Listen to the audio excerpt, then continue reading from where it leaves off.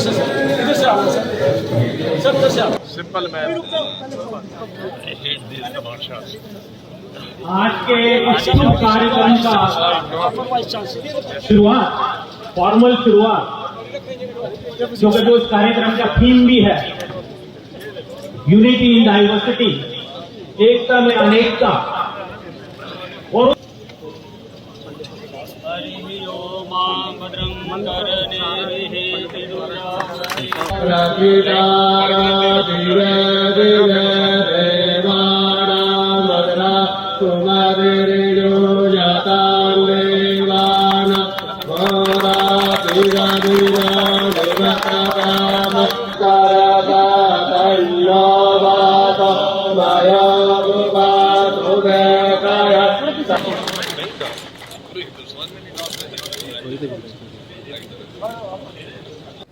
इस civil society के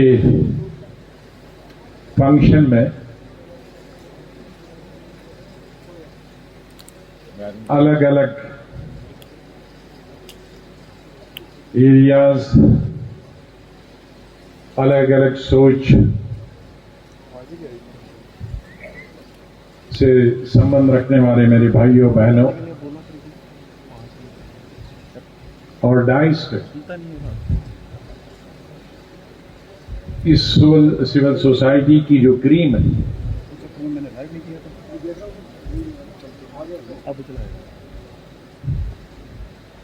जो रिप्रेजेंट करते रहे पूरी सोसाइटी को, सरकारी नौकरियों में रहकर देश की और स्टेट की सेवा करते रहे, एकेडमिशियंस होकर नई नस्लों को एक नई दिशा देने, हमारी तिजारत को आगे बढ़ाने के लिए, हमारी इकोनॉमी को एक नई दिशा देने के लिए जिनका संबंध है और रहा है, उसी तरह से अदालतों हम लोगों को, किसानों को, गरीबों को, मजलूमों को न्याय दिलाने में काम करते हैं, वो तमाम मौजूद हैं। Former vice chancellor R Sharma साहब, जिनका मैं बहुत ही आदर करता हूं,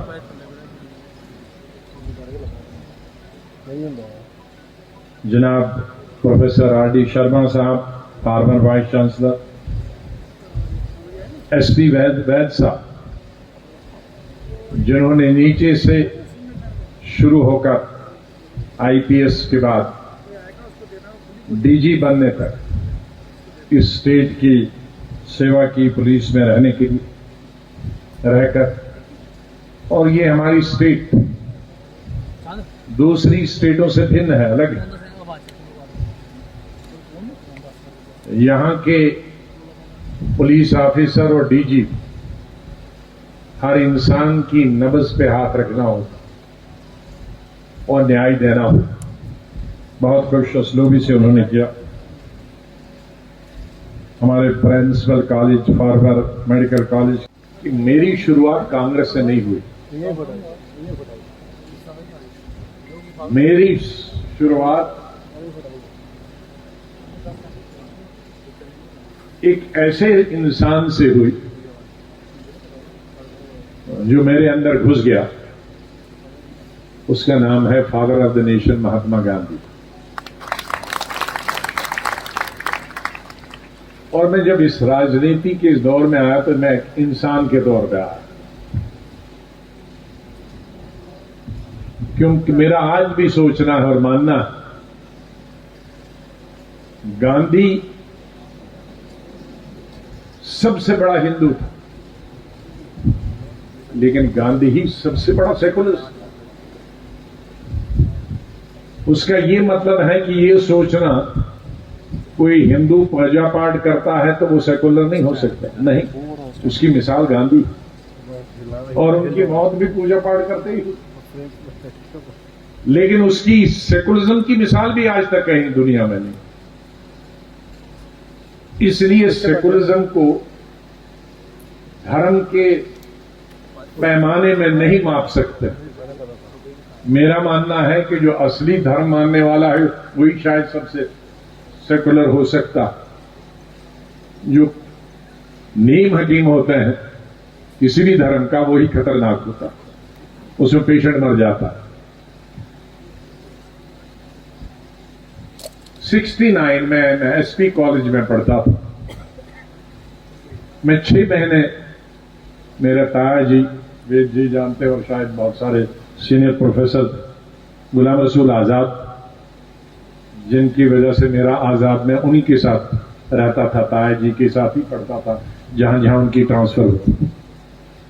तो वो डायरेक्टर एजुकेशन, उन दिनों आज की तरह 20 डायरेक्टर नहीं होते थे, एक ही डायरेक्टर होता था।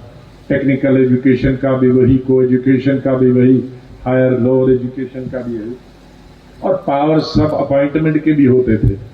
ये कमीशन आज की तरह बीमारियां, जितनी बीमारियां बनी उतना लाइलाज।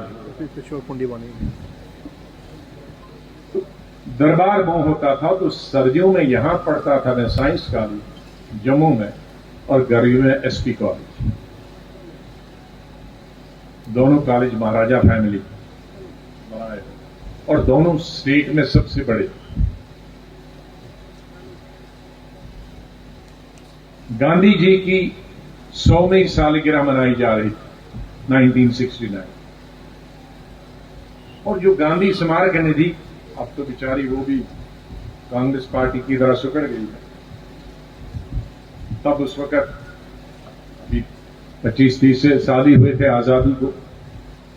आज मैं दिल्ली से सिर्फ इस फंक्शन के लिए आया, और उन्होंने कहा कि एक दिन पहले आए क्योंकि मैं एक दफा कैंसिल कर चुका, तो इसलिए मैं रात को ही आया। और जिसके लिए आज आप जमा हुए वो सेरेमनी कल है राष्ट्रपति भवन में, इसलिए मुझे आज ही जाना है वापस। तो इस प्रोग्राम को करने के लिए हमारे साथी और बार काउंसिल के प्रेसिडेंट महेंद्र भरद्वाज साहब, मेरे भाइयों बहनों और साथी, पब्लिक मीटिंगें हम हजारों लाखों,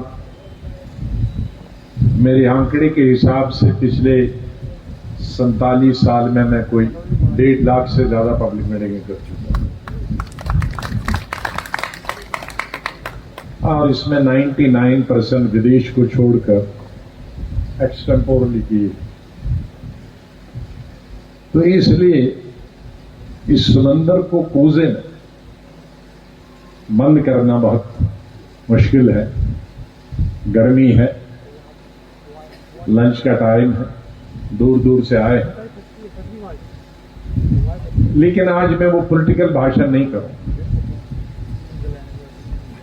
मैं आज इंसानी भाषण करूं। पॉलिटिकल इसलिए है कि पॉलिटिक्स हिंदुस्तान की इतनी खराब हो गई है, कभी कभी संदेह लगता है हम आदमी है, इंसान है।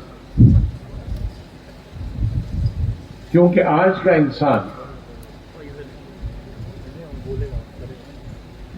40 साल 50 साल जब हम स्कूल में थे,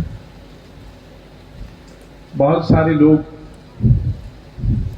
यहां मेरे को जानते हैं। मैं यूथ कांग्रेस में था, मंत्री बन गया इंदिरा गांधी के साथ, राजीव गांधी के साथ, हर कांग्रेसी प्राइम मिनिस्टर के साथ, जनरल सेक्रेटरी रहा, चीफ मिनिस्टर का फंक्शन उन्होंने 15 दिन का कश्मीर में ही रखा था। तो एक टीम उनकी आई थी 1 महीना पहले, और कश्मीर में वो ढूंढ रहे थे कॉलेजेस और यूनिवर्सिटी से कि उनको 200-400 लोग मिले जो पार्टिसिपेट करें उस गांधी की सेलिब्रेशंस और सेलिब्रेशन, और उनको एजुकेट भी करें गांधी जी पर। उसमें कोई पॉलिटिक्स नहीं थी किसी पार्टी की, वो सिर्फ वही गांधी स्मारक में। दुर्भाग्य से 2-4 महीने के बाद उनको 2 ही आदमी मिले एसपी कॉलेज में, मैं और मेरा एक दोस्त बिशारत अहमद, जो बाद में डायरेक्टर दूरदर्शन में रिटायर हुए। तो 15 दिन में हम रहे। तो वो 15 दिन जब हम आए थे पहले उसमें तो हम जीन्स में और टी शर्ट में आए। 15 दिन के बाद हम कुर्ते और पजामे में कॉलेज गए तो सीटियां बजने लगी, क्योंकि आज के जो हम खादी के सब मेरे साथी यहां या मैं, हम टेलर मेड बनाते हैं। तब टेलर मेड नहीं, झोला होता ऐसे ऊपर से नीचे, उसमें 5 आदमी आ जाते कमीज में और 4 आदमी पजामे में। तो उसको लेकर जब हम एसपी कॉलेज में गए तो सीटियां बजी और दूसरे तीसरे दिन हमको फिर उतारने पड़ा।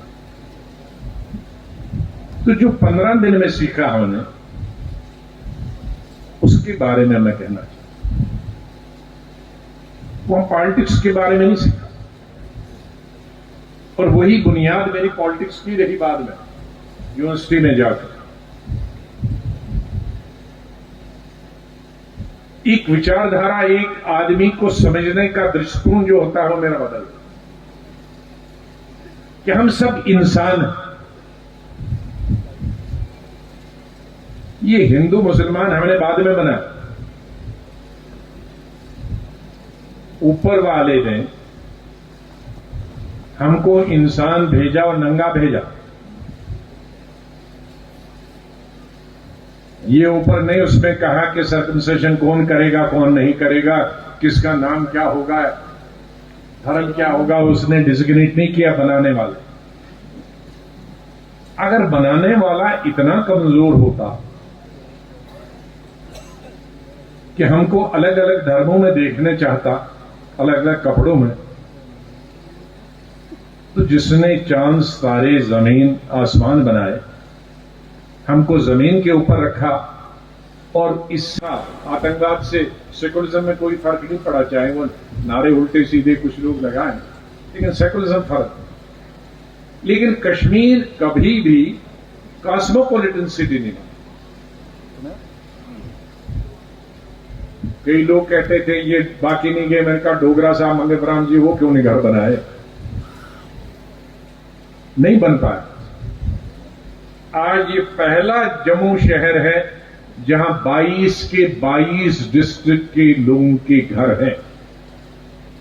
जम्मू के 10 के 10, कश्मीर के 10 के 10 डिस्ट्रिक्ट और लद्दाख के दोनों डिस्ट्रिक्टों 22 के 22 डिस्ट्रिक्टों के लोगों के घर, बुद्धिस्ट हो, कश्मीरी पंडित हो, कश्मीरी मुसलमान हो, वो चिनाब वैली का हो और रजौरी पुंछ का।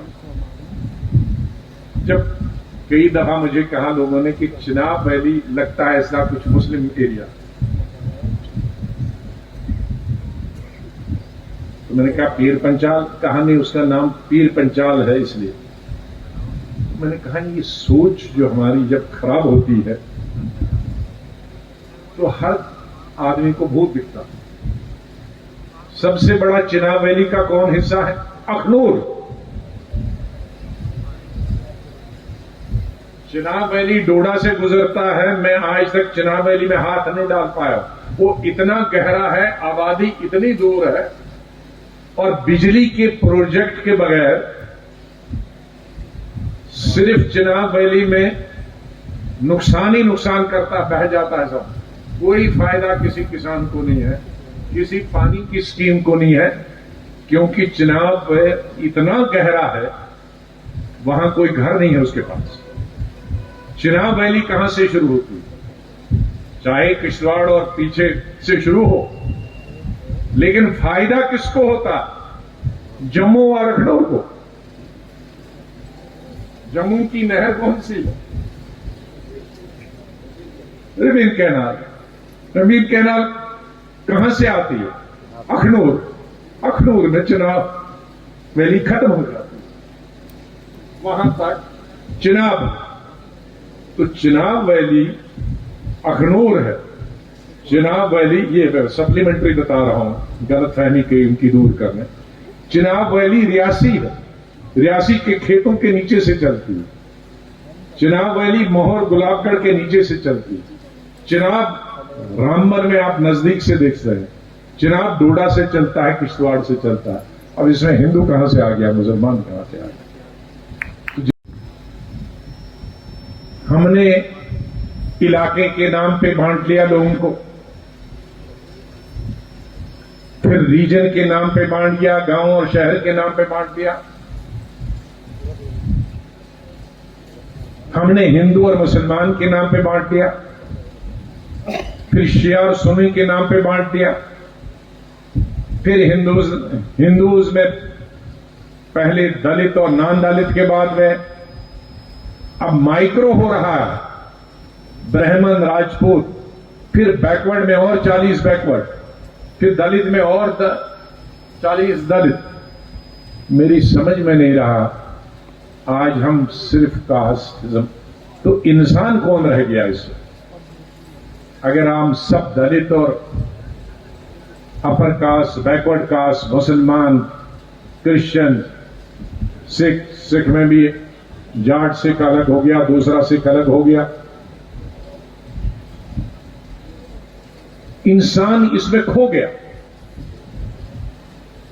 तो मैं सोचता हूं कि जम्मू एक ऐसी जगह है आज हिंदुस्तान में, कोई दूसरी जगह नहीं।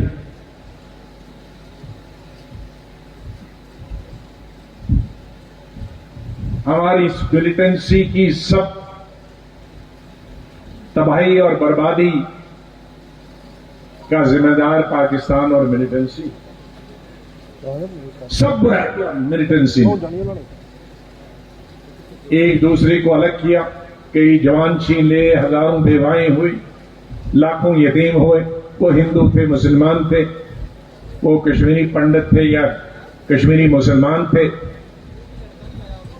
सब वो जम्मू के हिंदू थे, चिनाब वैली, रजौरी पुंछ के लिए, या यहां जहां हमारे रघुनाथ मंदिर तक भी घुस गए, कोई जगह नहीं रही। कोई आज उसको जरा एक इलाके से जोड़े या कस्बे, वो गलत। सब एक एक जम्मू कश्मीर के हिंदू, मुसलमान, कश्मीरी मुस्लिम, कश्मीरी पंडित, डोगरा, नॉन डोगरा, सब उससे प्रभावित हुआ, नुकसान हुआ। कोई जान से, कोई परिवार से, कोई बिजनेस से, तिजारत से, घर से। लेकिन उसका एक सिर्फ बाकी 99.9% सब नेगेटिव इफेक्ट, लेकिन 0.18% जो बहुत बड़ा है, छोटा लेकिन बड़ा, उसमें हिंदू भी है, मुस्लिम भी है, एसटी भी है।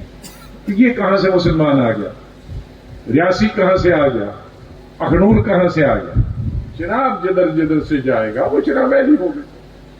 अब कहां डिस्ट्रिक्ट है और ब्लॉक गिनते जाओ, ये आसान है भाई चुनाव। कश्मीर में उन्होंने उसको किया है, south Kashmir, north Kashmir, DG साहब यहां बैठे, और सेंट्रल कश्मीर, वरना उनको 10 डिस्ट्रिक्ट गिनने पड़े।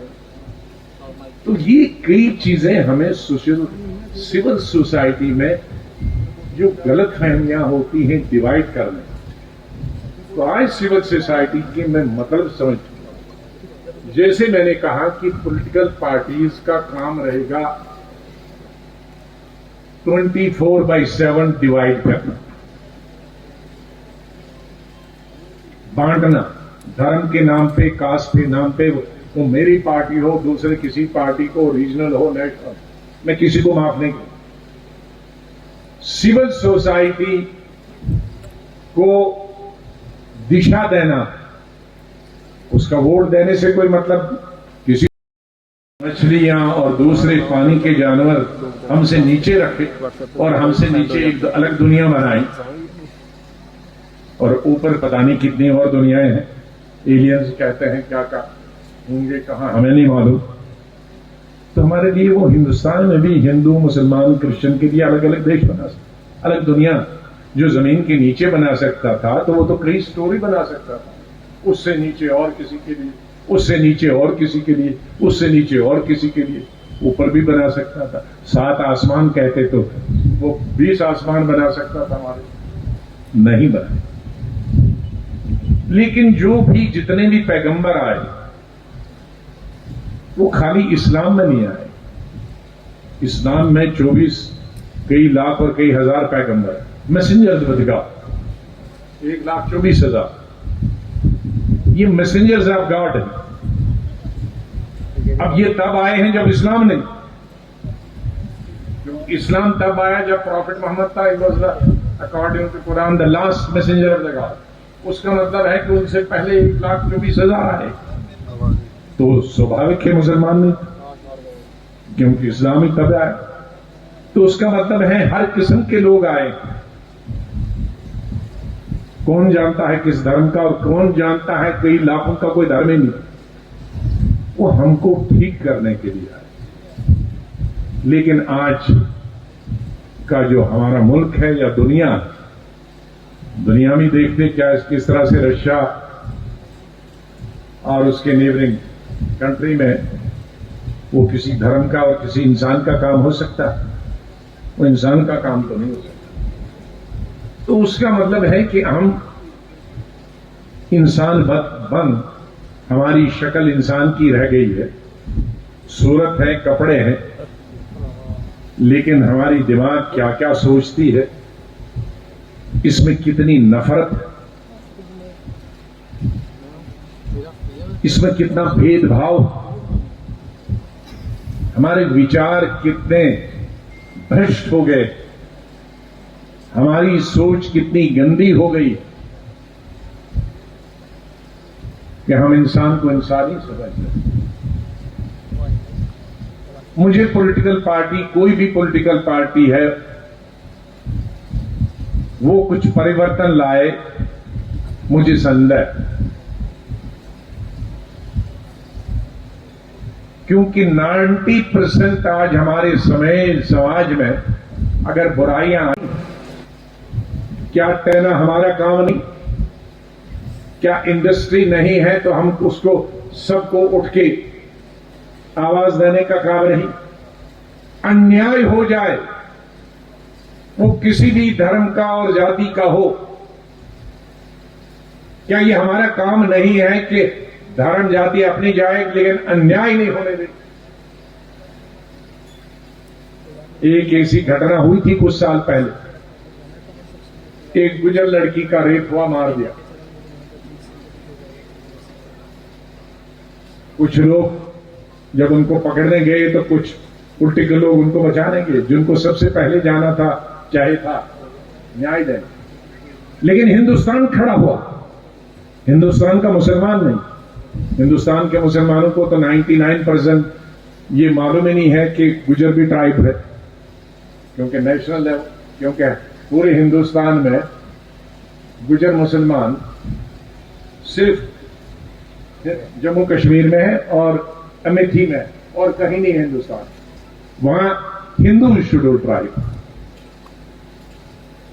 बाद में मुस्लिम भी आए, लेकिन हिंदुस्तान के हिंदू, सिख, ईसाई, मुसलमान आपने देखा बंबई, कलकत्ता, हैदराबाद, साफ दिल्ली में मोमबत्तियां लेकर हिंदुस्तान खड़ा हुआ। तो ये जम्मू ऐसा होना चाहिए, वो दलित के साथ हो, राजपूत के साथ हो, ब्राह्मण के साथ, मुसलमान के साथ हो, ईसाई के साथ। अगर ईसाई को कुछ हो गया तो सिर्फ ईसाई उठे, तो कितने घर हैं यहां, फिर आवाज कौन सुनेगा उनकी? सिख के साथ हुआ तो कितने हजार या कितने लाख हैं, कौन आवाज सुने? तो ये हमारा civil society, we have to rise to the cake. हमको एक समाज में बदलाव लाना। कभी कभी मैं सोचता हूं, और कोई बड़ी बात नहीं, अचानक आप समझें कि हम रिटायर हो गए और समाज सेवा में लगे,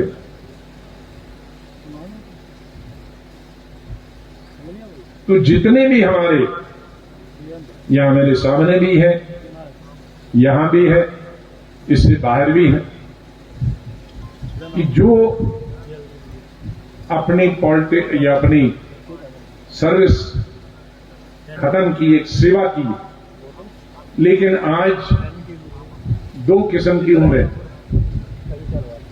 3 किस्म की।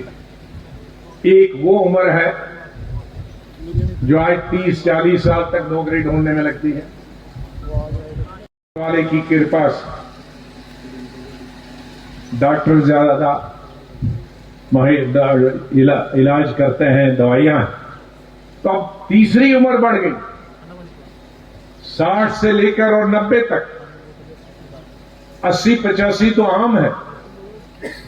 अब आप कोई जीवन को 3 भागों में बांट सकते हैं। एक तो अपनी पढ़ाई खत्म करने तक और एक कुछ साल उसमें बेकारी के। तो फिर 40-42 में आप या तो बिजनेस संभालेंगे या नौकरी करें। तो वो एक पीरियड हुआ हमारा। मैं एडोलेसेंस वाला भी उसी में जोड़ता हूं, बचपन वाला। और फिर हुआ नौकरी या बिजनेस वाला, और फिर रिटायरमेंट वाला। तो रिटायरमेंट वाली जिंदगी एक्टिव 20 साल है अभी, और कई लोगों के लिए 30 साल है। बादल साहब को वाहिगुरु उम्र दे दे, 95 साल की उम्र में उन्होंने परसों इलेक्शन लड़ा, जो कि लड़ना नहीं चाहे। मैं उनका बहुत आदर करता हूं, और बहुत उनसे इस उम्र में भी अलेख सलेख मेरा मोबाइल पे रहता है। मैं उन्हें बिल्कुल एडवाइज नहीं करता, लेकिन हिम्मत देखिए एक्टिव पॉलिटिक्स की कि 95 में इलेक्शन लड़ा। तो उसका मतलब है कि उनकी 60 साल से भी ज्यादा वो रिटायरमेंट की एज में ज्यादा एक्टिव। 90 और 95 साल में हमारे वकील थे, हमारे बम्बई के, डेथ हुई अभी, जेठ मिलाने वाले, सबसे फायरिंग स्पीच 92-93 साल की उम्र। तो इससे एक्टिव पार्लियामेंट में और क्या हो सकता।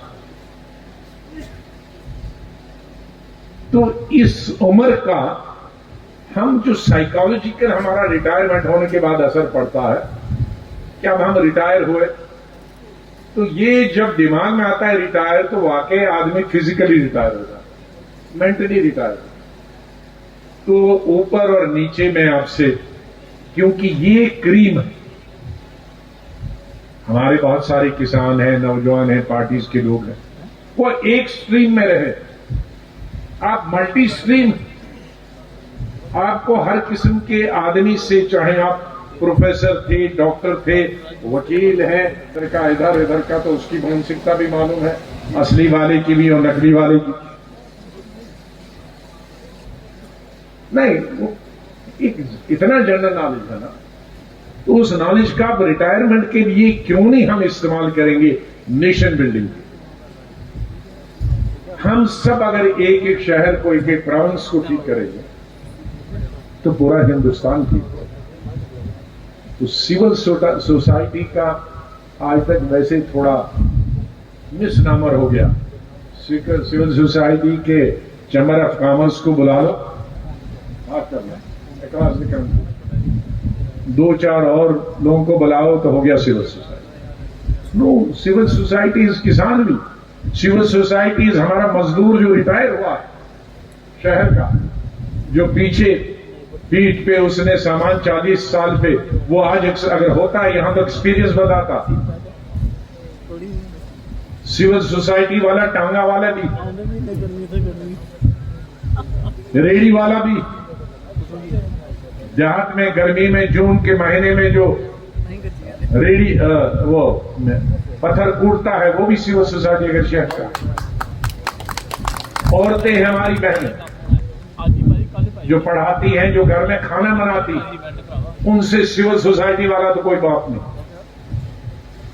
क्योंकि उसके पति का और बच्चों की जो नब्ज जानता है वो कोई भी नहीं जानता। तो सिविल सोसाइटी में हम हमारे पढ़ाने वाले प्रोफेसर, डॉक्टर्स, इंजीनियर्स, बिजनेस का तबका, लॉयर्स, हमारी महिलाएं, हमारे मजदूर, हमारे किसान, ये सिविल सोसाइटी। राजनीति में अपनी जगह क्या करो, लेकिन जब सिविल सोसाइटी जो डिसाइड करेगा कि हमने ये करना है, उसमें चाहे हमको झाड़ू देना हो, we should be prepared that.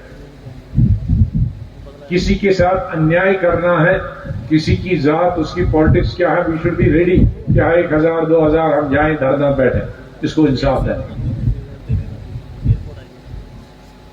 तो मैं आपसे यही निवेदन करूंगा, मैं यहां क्यों कह रहा हूं कि ऐसा कॉस्मोपॉलिटन शहर या दिल्ली है जहां हर देश के और दुनिया एम्बेसीज के जरिए और कैपिटल के नाम पे और जो सेंट्रल सर्विसेज में है, कश्मीर से कन्याकुमारी तक, सिक्किम से गुजरात तक, दिल्ली में उसका घर होगा या सर्विस करता है।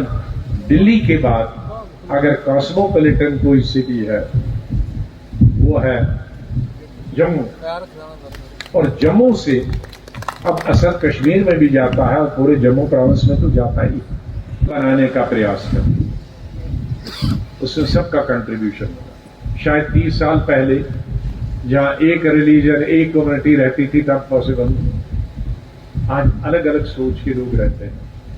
पूरे 22, कुछ हमारे पंजाब के लोग भी रहते हैं, दूसरी जगह की तिजारत करते हैं पूरे मुल्क के। तो मैं अपने इन्हीं कुछ शब्दों के साथ जम्मू की सिविल सोसाइटी का बहुत बहुत धन्यवाद करता हूं। आप इस गर्मी में यहां आपने इतना समय गुजारा हमारे स्वागत के लिए। आपने स्वागत पहले किया और जो फंक्शन है राष्ट्रपति भवन में वो कल है 5 बजे से, तो आई थिंक आप लोगों ने लीड ली जम्मू और में। हमारे भारद्वाज जी का बहुत धन्यवाद, इनके सहयोगियों का, साथियों का, सबका धन्यवाद। और मैं अपने आप को अपनी इंडिविजुअल कैपेसिटी में